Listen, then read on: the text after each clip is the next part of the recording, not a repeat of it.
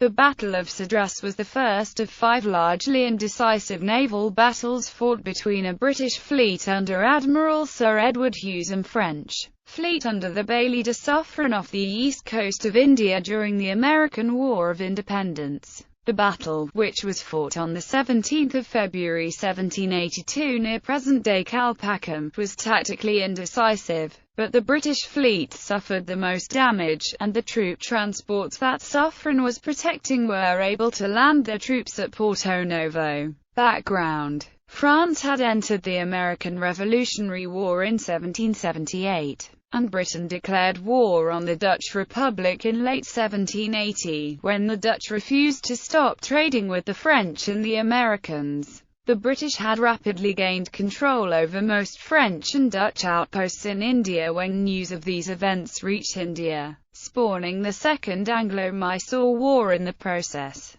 The French admiral the Baillie de Suffren was dispatched on a mission to provide military assistance to French colonies in India, leading a fleet of 5 ships of the line, 7 transports, and a corvette to escort the transports from Brest in March 1781. After a happenstance battle with a British fleet at Porto Praya in the Cape Verde Islands in April, and a stop at the Dutch-controlled Cape of Good Hope in October, where he left troops to assist the Dutch in defense of that colony and added some ships to his fleet, he sailed on to Ile de France, arriving at Port Louis in December. There the fleet, further enlarged by ships available there, sailed for India under the command of the elderly Brigadier General of the Navy Thomas Dorfs, accompanying transports carrying nearly 3,000 men under the command of the Comte du Chaume. Dorfs died in February 1782, shortly before the fleet arrived off the Indian coast, and Suffren once again took command. Suffren first sailed for Madras, hoping to surprise the British stronghold there. When he found the fleet of Sir Edward Hughes anchored there on 15 February 1782, he turned south with the intent of landing troops at Porto Novo, from where they could march up the coast, recapturing French and Dutch holdings on the way. Hughes raised anchor and sailed after Suffren. Battle. Suffren was hampered by the need to protect the troop convoys from Hughes, whose goal he presumed was to prevent the troops from landing.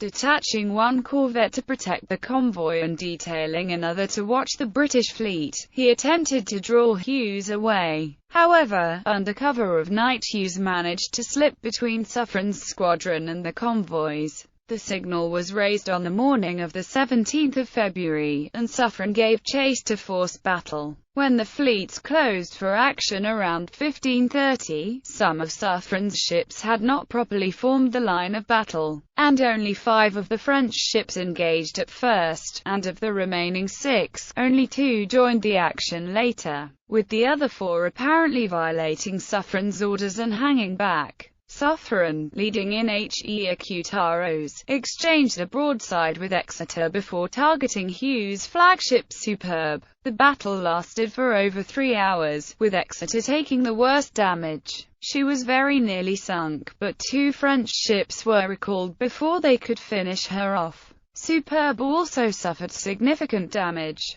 The battle came to end with the onset of night. Aftermath. Suffren summoned his captains for council and chastised those that had chosen to stay out of the battle before following the troop convoy to Porto Novo. There the French army was landed, and Suffren met with Mysorean ruler Hyder Ali to plan strategy. After making repairs, Suffren set off to find Hughes again. The French and Mysorean forces captured Cuddalore, just north of Porto Novo, on 4 April. Hughes sailed for Trincomalee, where he made repairs. The rival fleets,